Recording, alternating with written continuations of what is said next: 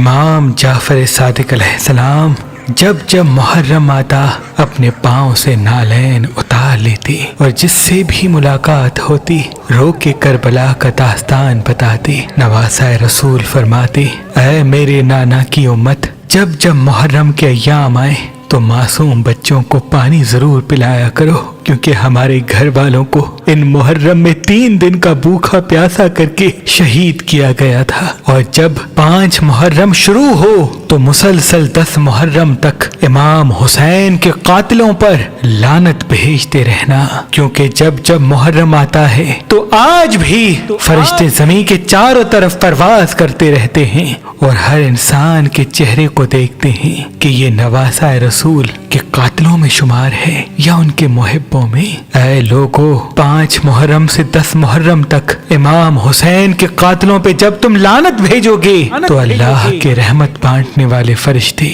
یہ معلوم کر لیں گے کہ تم ہم اہل بیت سے محبت کرنے والے ہو، اور یوں تمہارے گھروں میں غیبی رزق آنے لگے گا، تمہاری حاجتیں غیبی وسیلے سے پوری ہونے لگیں گی۔ صدیوں پرانا ہم شمسی جعفری سادات کا خاندانی اثاثہ، روحانی طاقت والا حسینی عقیق، جس پہ خاص اسم اعظم دم کیے ہوئے ہیں، آج کل اور پرسوں کسی بھی پتھر کے ساتھ مہربان اسٹون سے مفت حاصل کریں۔ جب جب محرم آتا تو اللہ کے ولی حضرت شاہ شمس تبریز سبزواری حسینی عقیق پہ خاص اسم اعظم دم کرتے اور اپنے عقیدت مندوں کو کہتے، آج سے یہ عقیق اپنی شمس والی انگلی میں پہنا کرو، دیکھنا یہ حسینی عقیق تمہارے چاروں طرف ایک روحانی طاقت کو قائم کر دے گا۔ جہاں جہاں تم جاؤ گے تمہاری اہمیت لوگوں کے دلوں پر حاوی ہوگی، تمہاری باتوں کو لوگ تسلیم کرنے لگیں گے، اور ساتھ ساتھ نظر،